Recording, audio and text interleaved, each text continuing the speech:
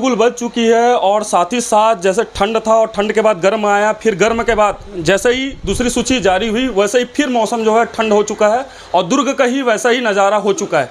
काफ़ी देर कुछ नाराज़ थे और नाराज के बाद डिक्लेयर होने के बाद कई कार्यकर्ताओं में यहाँ उत्साह जाहिर है और उसी के साथ उत्साह के साथ आज हम बैठे हैं दुर्ग सर जो विधानसभा है। दूसरी लिस्ट जारी होते ही हम सीधा रुक करते हैं और बात करते हैं अरुण वोरा जी जो हमारे साथ प्रत्याशी है, किस तरह जनता के पास जाएंगे और क्या रहेगी। देखिए, आज जैसे ही मेरे नाम की घोषणा हुई, समाज टेलीविज़न में आया, यहाँ लोग भारी उत्साह से पहुँच गए।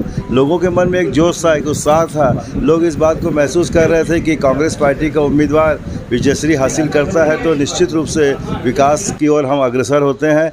और मैं पूरा उनको मैंने पूरा भरोसा दिलाया कि जिस तरीके से 5 साल तक भूपेश बघेल के नेतृत्व में हम लोगों ने काम किया है, उस काम को हम उन्हीं के नेतृत्व में आगे बढ़ाएंगे। क्या इस बार क्या ऐसी बड़ी योजना है या कुछ रहेगा जो जनता के सामने आप जाएंगे और बताएंगे। देखिए, बहुत बड़ी बड़ी योजनाएं पूरे प्रदेश में संचालित हुई। आप खुद जानते हैं कि पहले किसान आत्महत्या किया करते थे। भारतीय जनता पार्टी के शासनकाल में कांग्रेस की सरकार बनते ही भूपेश बघेल जी ने सबसे पहले धान का समर्थन मूल्य और उनका कर्जा माफ़ किया। इस तरीके से उन्होंने युवाओं के लिए जो उत्साह के रूप में बेरोजगारी भत्ता दिया। महिलाओं के लिए उन्होंने बहुत सारी ऐसी योजना, आंगनबाड़ी और हमारी जो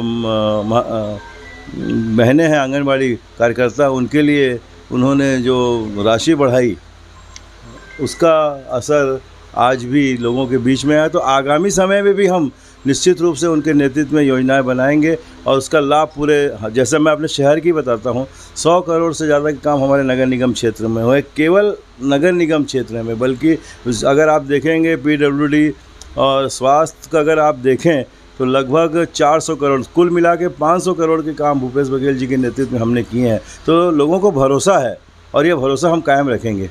कई सारे मुद्दे आज भी तो क्या इस पंचवर्षीय अगर जनता आपको वोट देती है और अगर जीतते हैं तो इस पर किस तरह का फोकस रहेगा, उसे थोड़ा। ठगड़ा बांध बन चुका है और लोगों के लिए खोला जा चुका है। लोग बहुत उत्साहित है, खुश है कि ऐसा पिकनिक स्पॉट उन्होंने काफ़ी लंबे अरसे बाद देखा, बल्कि छत्तीसगढ़ में ये पहला है। और दूसरा, अब हमने यहाँ पर 2 अंडर ब्रिज, ओवर ब्रिज का निर्माण करवाया। 24 करोड़ की लागत से क्रिटिकल केयर यूनिट, और आप देखे होंगे कोरोना काल में यहाँ पर 3 ऑक्सीजन प्लांट हमने हॉस्पिटल में डलवाए। तो और जो सर्जिकल वार्ड है उसका विस्तार किया, आज दुर्ग का हॉस्पिटल बदल गया और 16 करोड़ की लागत से चाइल्ड हॉस्पिटल का निर्माण कराया। तो अभी जो हमारे उसमें है प्राथमिकता में, हमने शिवनाथ नदी में लक्ष्मण झूला और इधर रिवर फ्रंट के लिए भी राशि स्वीकृत कराई है, उसको हम आगामी सत्र में पूरा कराएंगे। पटरी पार क्षेत्र को हम विशेष रूप से फोकस करेंगे। हमने वहाँ पर अंडर ब्रिज बनाए, सड़कें बनवाई, स्कूल खुलवाए, स्वामी आत्मानंद स्कूल। हमारा ये प्रयास रहेगा कि वहाँ पर महाविद्यालय भी खुले।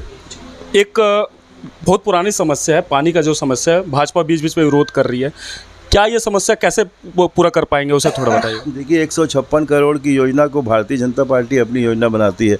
उन्हें ये नहीं मालूम कि इस योजना को जब लागू किया जा रहा था उस समय हमारे आदरणीय मोतीलाल वोरा जी और आदरणीय ताम्रध्वज साहू जी सांसद थे।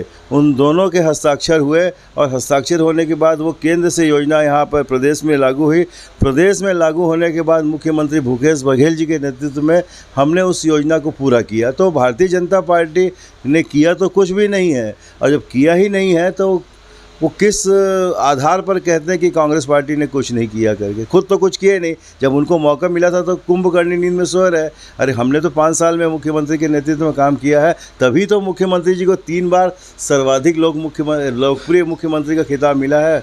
मिला कि नहीं मिला, आप बताइए।